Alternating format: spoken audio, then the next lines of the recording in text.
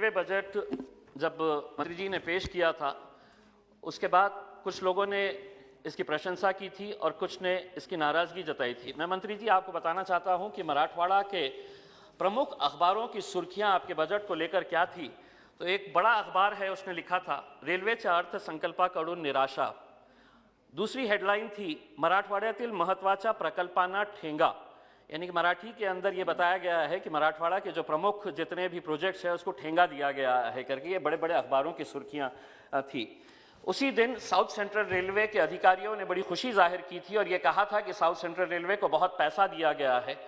मंत्री जी, मैं ये मानता हूं कि आपने बिल्कुल बहुत ज़्यादा पैसा दिया था। आपने साउथ सेंट्रल रेलवे को इस बजट के दौरान 6,798 करोड़ रुपये दिए, लेकिन हमारे हिस्से में क्या आया है मंत्री जी, अगर मैं आंकड़े आपको बताऊंगा तो आप भी हैरान हो जाएंगे और शायद आप भी अपने रेलवे के अधिकारियों से ये पूछेंगे कि ये जो सांसद ने ये जो आंकड़े बताया है कि यह सही है कि नांदेड़ डिवीजन जो second highest profit making division है साउथ सेंट्रल रेलवे का, उसको महज कितना पैसा दिया गया है, तो 98 करोड़ 75 लाख एंड 2,000 रुपीस। मैं एक बार फिर से दोहरा रहा हूं मंत्री जी कि शायद आपको भी यकीन नहीं होगा, क्योंकि मुझे भी यकीन नहीं हो रहा था जब मुझे यह बताया गया था कि 98 crore rupees 75 lakh and 2,000 rupees सिर्फ नांदेड़ डिवीजन को दिया गया है। और ये कितना होता है टोटल बजट का? Less than 2%, and to be specific 1.45% आपका जो साउथ सेंट्रल रेलवे को बजट दिया गया है उसमें से महज 2% से भी कम पैसा नांदेड़ डिवीजन को दिया गया है।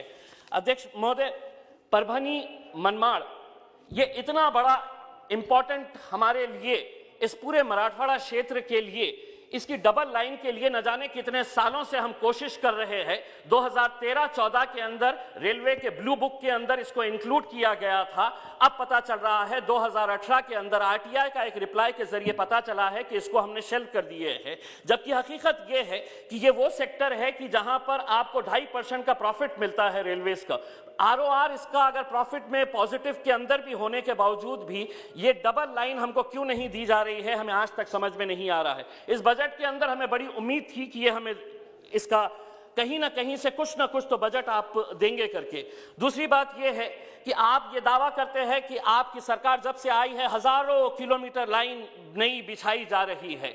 औरंगाबाद से 40 गांव महज 88 किलोमीटर्स का है।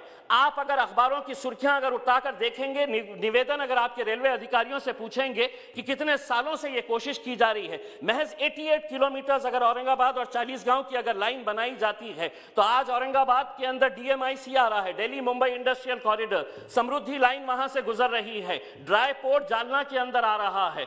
तो फ्रीट का कितना बड़ा आपको एक बिजनेस वहां से मिलने वाला है, लेकिन 88 किलोमीटर्स महज आप ये लाइन हमको सैंक्शन नहीं कर रहे हैं। तीसरी बात यह है कि हम औरंगाबाद को मॉडल रेलवे स्टेशन के लिए आपने अप्रूव किया था।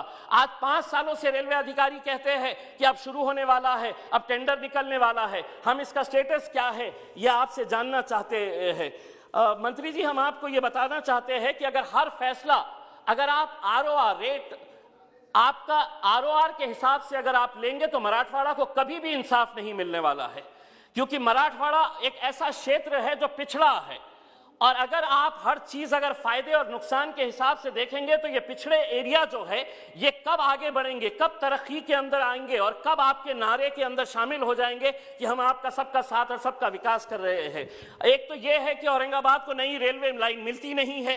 बड़ी मेहनतों के बाद 11 साल के बाद एक रेल सैंक्शन की गई थी, एक रेल जो औरंगाबाद से होकर गुजर रही थी, जो कोल्हापुर धनबाद। ये यहाँ के मराठवाड़ा के जैन समाज के लोग थे, 11 साल तक लगातार मेहनत किए कि ये रेल औरंगाबाद से होकर गुजरे ताकि उनके तीर्थ स्थान जो है झारखंड से जोड़े जा सके। साथ ही साथ बुद्धिस्ट और हिंदू भाइयों के लिए भी ये बहुत बड़ी धार्मिक स्थलों को जोड़कर जाने वाली ट्रेनें थी।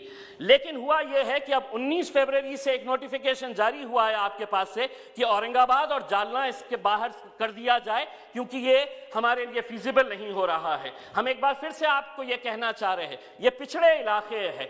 एक बार ये पिछड़े इलाकों को अगर आपकी ज़रूरत है, अगर ये ज़रूरत है, अगर आप हमारी पूरी नहीं करेंगे तो कौन करेगा? आज हम ये मांग कर रहे हैं कि औरंगाबाद अहमदनगर पुणे लाइन का सर्वे किया जाए। औरंगाबाद को अगर पुणे से जोड़ा जाए तो पुणे और औरंगाबाद के अंदर जो यंगस्टर्स, स्पेशली जो IT सेक्टर के अंदर काम करने वाले लोग हैं, उनको कितना फायदा मिलने वाला है। अध्यक्ष महोदय, मैं एक बात कहना चाहता हूं, जब मंत्री जी पीयूष गोयल साहब जब रेलवे मंत्री बनाए गए थे तो पीयूष जी हम भी बड़े खुश हुए थे।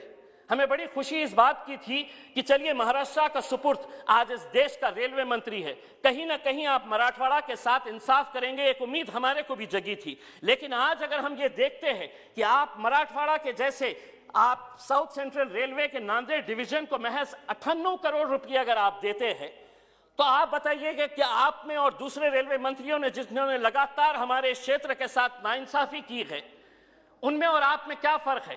हमने बहुत उम्मीदें आपसे लगा के रखे हैं। हम तो ये कहते हैं कि पीयूष गोयल जी है तो मुमकिन है, लेकिन ये मुमकिन क्यों नहीं हो रहा है कि आप सबको बांट रहे हैं और हमें नजरअंदाज कर रहे हैं? पीयूष जी, मैं आपसे हाथ जोड़कर विनती करता हूं, बहुत सारे मुद्दे हैं, हमारी बहुत बड़ी बड़ी मांगे नहीं है, लेकिन जो मांगों के लिए पिछले 10, 15, 20 सालों से हम मेहनत कर रहे हैं, रेलवे बोर्ड एक लाइन के अंदर लिख के भेज देता है कि we have shelved this project. क्यों? वहां के लोग अगर ये मांग कर रहे हैं, एक मिनट, वहां के लोग अगर ये मांग कर रहे हैं तो उनकी जायज मांगे हैं। मैं पीयूष जी आपसे विनती करूंगा कि मराठवाड़ा के जितने भी सांसद हैं उनकी एक मीटिंग आप मुंबई के अंदर ले और तमाम अधिकारियों के साथ जो जो आपसे मुमकिन हो सकता है वो करें। पीयूष जी, औरंगाबाद के अंदर एक बुजुर्ग शख्सियत है मैडम, ओम प्रकाश वर्मा नाम का, इसने अपनी पूरी जिंदगी रेलवे के मुद्दों के ऊपर गुजार दी। रेलवे मिनिस्टर्स के पास जाते हैं, साउथ सेंट्रल रेलवे के हेडक्वार्टर जाते हैं, हैदराबाद जाते हैं, नांदेड़ जाते हैं, ये बंदे ने पूरी जिंदगी अपनी गुजार दी। जो भी पेंशन का पैसा आता था, ये रेलवे का एक बहुत बड़ा एक्टिविस्ट था।